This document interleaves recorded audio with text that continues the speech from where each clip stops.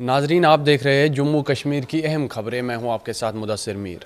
آج ہم بات کریں گے منشیات کے خلاف جاری بڑی کارروائیوں کی، جہاں پولیس اور انتظامیہ نے سخت ایکشن لیتے ہوئے کئی اہم قدم اٹھائے ہیں۔ ضلع انتظامیہ شوپیاں اور جموں کشمیر پولیس نے منشیات فروش کے ڈھانچے کو جڑ سے اکھاڑنے کی کوششوں کو جاری رکھتے ہوئے ساؤتھ کشمیر کے شوپیاں ضلع کے علاقے میں ایک مشترکہ کارروائی انجام دی، جس دوران ایک منشیات فروش کی غیر قانونی طور پر حاصل کی گئی جائیداد کو منہدم کر دیا گیا۔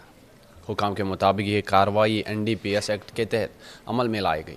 ذرائع نے منہدم کی گئی جائیداد کی مالیت لاکھوں روپے میں بتائی ہے اور یہ کارروائی 2 مختلف مقامات پر انجام دی گئی۔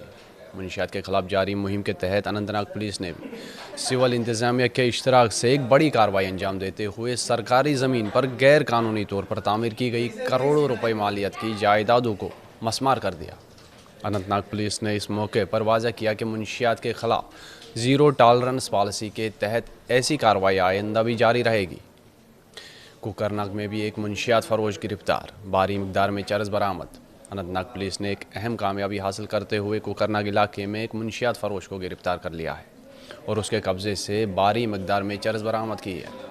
تفصیلات کے مطابق پولیس اسٹیشن کوکرناگ کی ایک ٹیم نے معمول کی ناکہ چیکنگ کے دوران دودھکل اڑحال وائلو کے مقام پر ایک مشتبہ شخص کو روکا، جس کی شناخت گلزار احمد شیخ ولد عبدالستار شیخ ساکن اڑحال کے طور پر ہوئی ہے، جو گڑھول سے اڑحال کی طرف جا رہا تھا۔ پولیس کو دیکھ کر ملزم نے فرار ہونے کی کوشش کی، جس پر اسے روک کر تلاشی لی گئی۔